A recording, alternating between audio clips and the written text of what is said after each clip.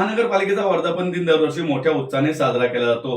15 फेब्रुवारीला महानगरपालिकेची स्थापना झाल्याने यानिमित्त विविध कार्यक्रमांचं आयोजन केलं जातं। यामध्ये मनोरंजनाच्या कार्यक्रमांचाही समावेश असतो।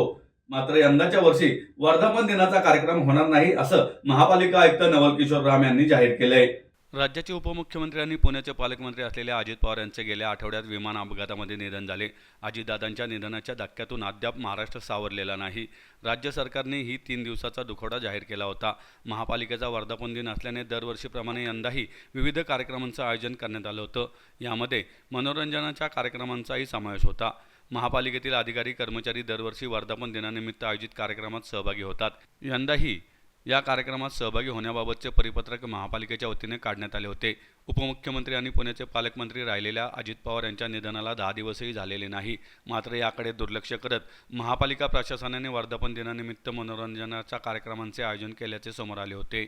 प्रशासनाकडून वर्धापन दिनाचे औचित्य साधून नृत्य, गाणी असे कार्यक्रम घेतले जात होते। यावर चहूबाजूंनी टीकेची झोड उठल्यानंतर अखेर हे सर्व सांस्कृतिक कार्यक्रम रद्द करण्यात आल्याची घोषणा महापालिका आयुक्त नवल किशोर राम यांनी केली आहे।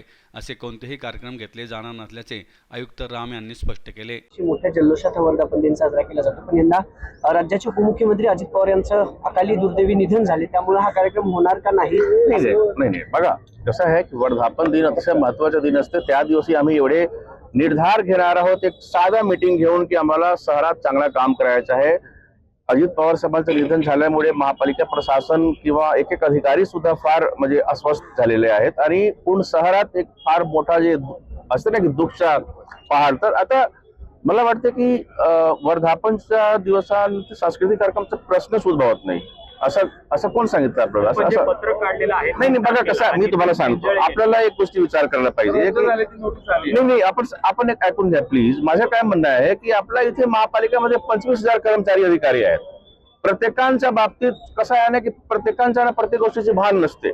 हा निर्णय महापालिका प्रशासनचा आयुक्त म्हणून मी घेऊ शकतो ना की करायचं की नाही, माझा निर्णय आहे करायचंच नाही। पण आमच्या कोणी स्टाफने काही, कारण तो कसा आहे की नेहमीप्रमाणे त्यांनी परिपत्रक काढला असेल, त्याचं काही महत्व नाही। या वर्षी कुठलाही प्रकारचे सांस्कृतिक कार्यक्रम करायचे प्रश्नच येत नाही, कारण आमच्यासाठी फार दुःखी क्षण आहे। पण वर्धापन दिवसाने एक साधा असा म्हणजे मीटिंग घेऊन चांगले काम करण्याचा संकल्प घ्यायचा आहे। कुठलाही कार्यक्रम घेतला जाणार नाही।